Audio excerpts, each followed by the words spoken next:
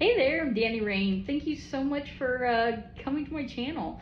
So today I wanted to talk about something called EQ. Now EQ has gained in popularity, so it probably isn't as foreign to everybody as it was when I first was discovering it. Basically, EQ stands for your emotional quotient, which is it's like your IQ, only it has to do with your emotional having to do with your own emotions. And I believe I have at least used it, and I think other people, you can use it as like knowledge about emotions. Obviously emotions have come more and more and more into their place. We've got Disney Pixar with the bringing out emotions with names and personalities, which is just a really beautiful thing. Before, up till now, I mean, they've had books for children, things like that.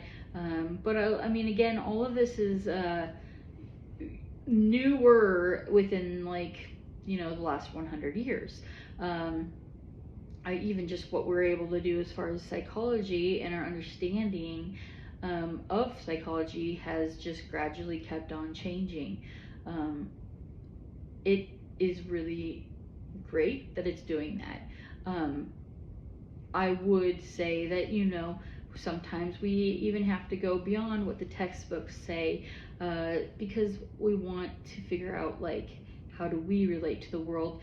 And so I would not get bogged down by some of this understanding to the point where you lose track of the actual emotions and what's happening there, because everybody's different, right? And so you might not fit into a specific box, but sometimes it can be really good to kind of identify more about what's happening to you emotionally, in you, how you feel about things, and just how you relate to the world. So there's always going to be balance that you need in every situation. So emotions are good. Emotions, we need to learn about them and things like that. But then at the same time, you don't want to explore them so much that you are in any way harming other people. So that's just for instance of finding the balance there. The balance of learning more about the way you are, but also not getting bogged down by the terminology, things like that. So it's we're in a really good time. We're in a really good time for that. I believe it'll just keep getting better. And that's not to say that our ancestors or whatever didn't have these kind of languages. Especially if you start looking to other cultures that have done a lot better than maybe some of us white Europeans, right, have done with our emotions and everything. Some of this is just we've lost the information and we're getting it again. So it's not putting down anybody else's emotions or any other generation's emotions, going clear back to our ancestors of anybody. But kind of just the importance that it's allowed in your society that you live in. And so our society, being from the United States, and there's many others probably that are similar right now, it's at least something that's coming into a fruition, coming back to us, because we haven't always had even just we've had emotions, but we haven't had we haven't set the worth of them as high as we are right now, in say even the last 100 years. So it's just something that we're gradually acknowledging is a super important thing. Again, has this been done before? I'm sure, but for those of us in this society, it is coming and growing in, and also just with the internet and things like that, it's able to spread more widely, because you're not reliant on your little tribe, your group, I'm from a small town, right? Not relying on what they know as much. I mean, I didn't have internet till towards the end of my high school years. So like anything that I tried to know up until, somewhere in high school would have been a lot, like, I would have been reliant on what information can I get. In the same way, let me give you an example. My youngest sister got really sick. She had leukemia. So I went and searched out leukemia in the way that I knew was possible to search this out. So this would have been 1992.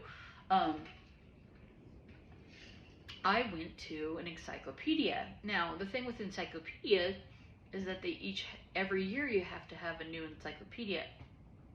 And if you were like us, whose encyclopedia was probably over 10 years old by this point, looking up leukemia basically said that there was no cure, there was no way, everybody who got it died kind of situation, which of course freaked me out. I mean, I thought that, what? Nobody told me that this was a for sure thing. But then was able to speak with adults who had spoken with doctors, and that there, by this point there was treatments for leukemia.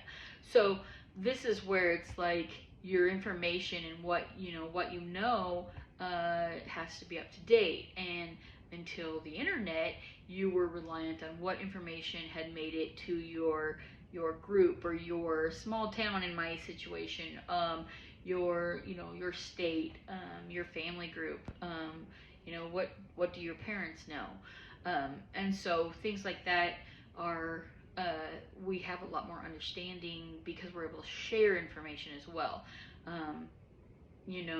Just even with self-publishing, there's so much information out there that you are not, you're not as like concrete down. It needs to be in an actually like a book that somebody had published, right? There's you have more access, and so there's things that we're learning. For me, I'm trans. Like, I didn't know what I know about being transgender until I was an adult. I knew I didn't quite fit. I knew that things weren't right. I knew that I was weird. And then you put in like, okay, my church background, it was all wrong, right? You couldn't have faith and also have that together. And so, and then as you get older and you meet more people and you find out there is a huge people group that like believe in, like, have faith, but are also in the LGBT community. And it just kind of like, there's this growth, right? And so you find out that not everybody believes the same thing as maybe the church you grew up in. And so obviously there's still it's still hard to come out, it's still hard, all those things, but now there's information, and so now people are able to start looking these things up from pretty early on to figure out what's going on with them. So in the way that, like, now people can look up LGBT stuff, right? Like, or type in, what does God say about, or and you're going to get a multitude of different answers. And there's good and bad with that, right? There's good and bad with that. And so, but you're able to kind of figure out where you fall in that. What does this mean that I feel this way? What does, whereas, like, I had no scope of how that would even work. Clear back at 5 or 6, like, I wished I was a boy sometimes, like my cousin, but there was no, like, that's even possible. So that's where you're like, that would be more like your IQ in a lot of ways. You become smarter, right? And so, but then when it comes to your emotions and stuff, it's like, oh, okay, EQ. So we have a lot more access now to what does this feeling mean? people are finding out they're neuro, like me, and found out I was neurodivergent in my like 40s. Um, that's late, and part of that was because I was raised female. Females present in a different way. We do not have the same outlook on healthcare for men and women, right? It's just different. And so some of these things that I was, I didn't realize that was what it was, because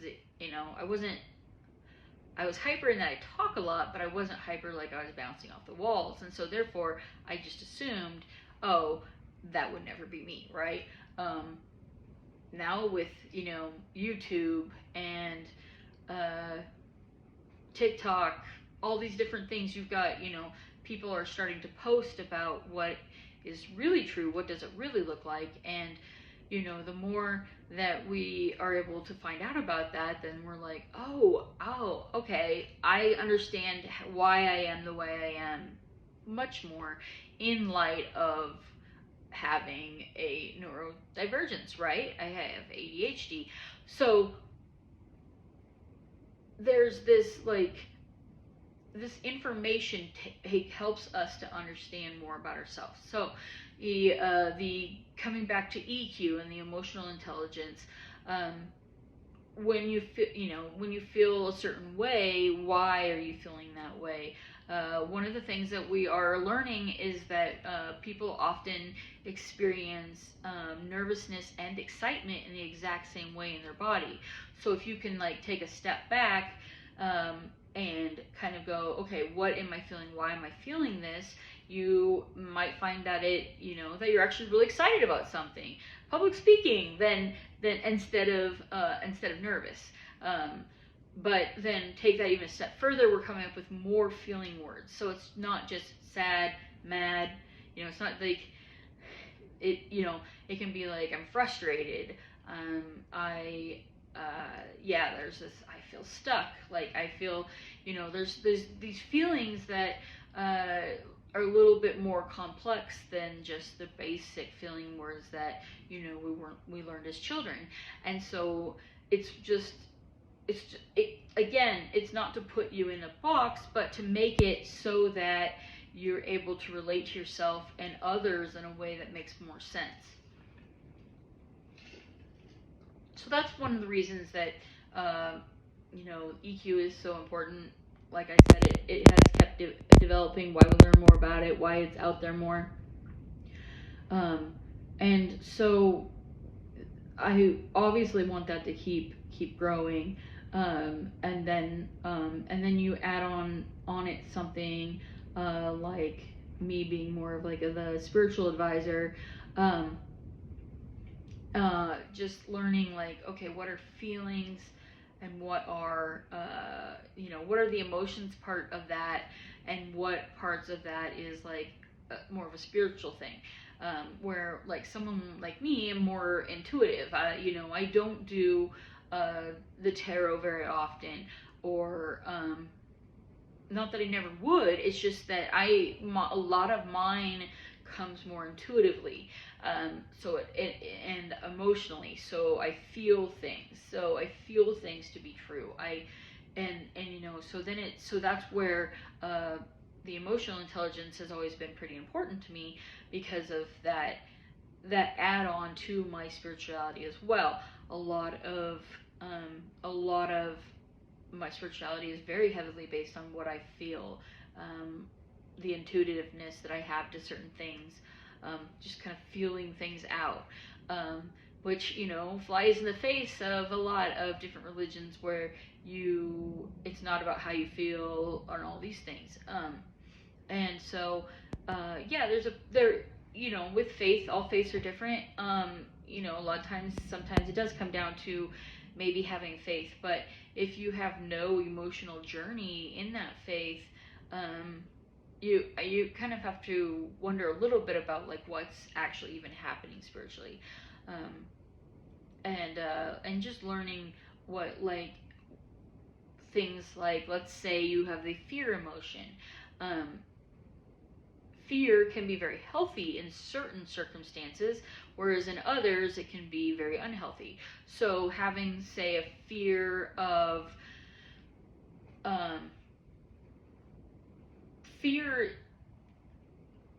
missing out, let's say that. Now, in some ways that's good, in some ways that's bad. So that's probably a little bit of a weird one. But like, if your fear of, God, and now I'm putting myself on the spot, but like there's like fear that keeps us a little bit in line, okay? So there is, say, the fear of not fitting in, okay? That keeps a lot of our society in kind of in check. I don't know if it's necessarily always good or used well. I would say no. I would say absolutely not. But like fear that would keep you away from spiritual being, those kind of things, can be really destructive. And so one of the things we have to learn to do is not put certain feelings always in bad or good. If you're sad, we think of it as we think negative emotion, and I mean it does rest there, but then it's like, but we need to separate that from the fact that you're feeling sad is bad, right? Like, or you are bad for feeling sad, and that's where a lot of getting in there and figuring out like why do you have these emotions? Because emotions, yes, they follow your belief system and everything, but they also can tell you when something is wrong. And so if your spiritual journey is completely based on this fear, I would say that you're not bad for feeling fear, because it probably has a lot to do with what you were taught, right? But I would say that there is little to no reason for you to have to feel fear in spiritualism. Again, this is my belief system. So it's kind of being able to figure out like what exactly is happening, and and also learning that a lot of these emotions are very much found in your body as well.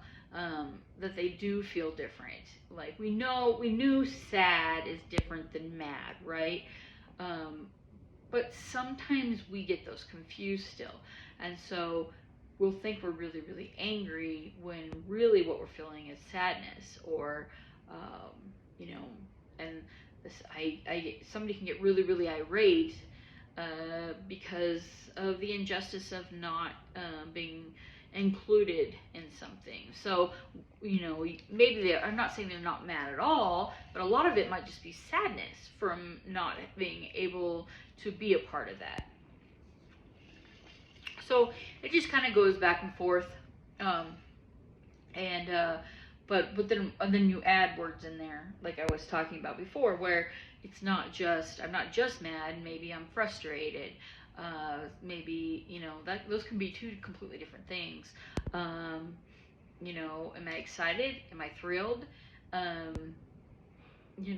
Some of these, might be side by side as, meaning the same thing, but also knowing, and some of this comes into context as well, but some of it is how you use each one. And so, maybe I went to a haunted house and was thrilled is different than I went to a birthday party and was thrilled with it, right? But there's also like this, I went to the haunted house and I was thrilled, and I went to the haunted house and it excited me. So you see, there is a difference there. So each of these makes different things. You can see where there's a lot that comes into play with which one works better where, and in what way you're using it. But a lot of this comes back again to, this is where your emotional IQ falls into place, and just kind of wondering where, like, what is important there, and what should be used where, and things like that. And so I'm not trying to get into like a super heady space where we just talk about the what is the actual meaning of words or anything like that, although that can be fascinating.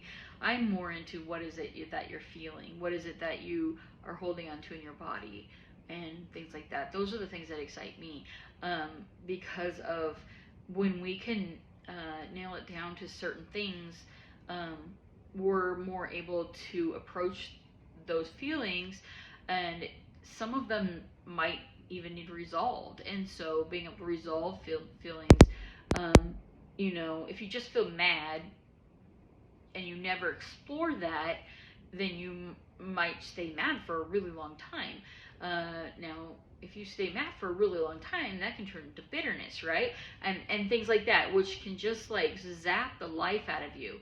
Whereas if you can figure out what is it that I am mad about, or like, oh, maybe I'm not mad, maybe I am frustrated. Maybe, let's break it down even further. Maybe what I really am is I'm disappointed because I thought something else was going to happen in this situation. And I got mad about it, but really what it was disappointment. And then break it down more. Why was I disappointed? What was it that, if you're disappointed, that means that you had something else in your head that didn't happen, right? So, if somebody lets you down, it means that you must have had a preconceived idea of what it was. And so being able to go back to that, sometimes you can resolve these feelings, and figure out like what was it that really made this happen, especially when it comes to like those negative feelings. Even positive ones, like why am I positive, can also work that way. We're just less likely to think of them as problems, right? Because they're not. But like if I'm super excited, I'm not like, how do I resolve this, right? But if I am excited and I can break down like what part of this makes me excited, like what is it that makes me feel this way, then we may be able to find ways to keep experiencing that. So something about being able to talk to people who understand spiritualism or want to learn more, things that like being able to teach people anything that they're interested in, for me, makes me excited, right? And so it's this educating, like helping people, right? There's all these different things that are involved in that. Knowing that, I can go, okay, well, how do I then make that a bigger part of my life? I like being able to go out all the time.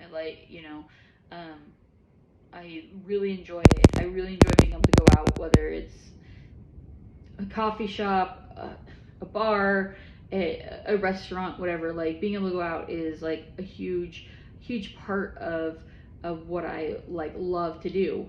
And so what is it about that I really, really love? Some of it is freedom. Some of it is experiencing new things. I love new things. Some of it is usually when I go out, I'm going out with somebody, so there's relationship. There's just what is it about it that makes me excited? One of the things that I've learned is that actually drinking alcohol does not make me excited. And so I have learned to go out with people to a bar, and then I'll order, a Coke or something, and not needing to add that extra just because of the peer part of that, right? Because everybody else is drinking, then I need to drink, right? Like, because I don't actually enjoy it. And I'm nothing personally, like there's no belief system that I have that is against it. I just don't really enjoy it very often.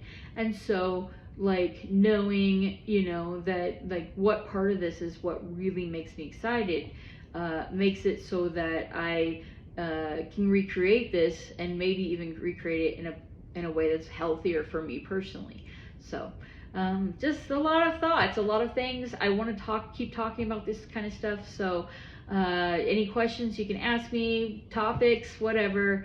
This will be me rambling like I do with with some of my family. So I hope this was educational for you, and be blessed.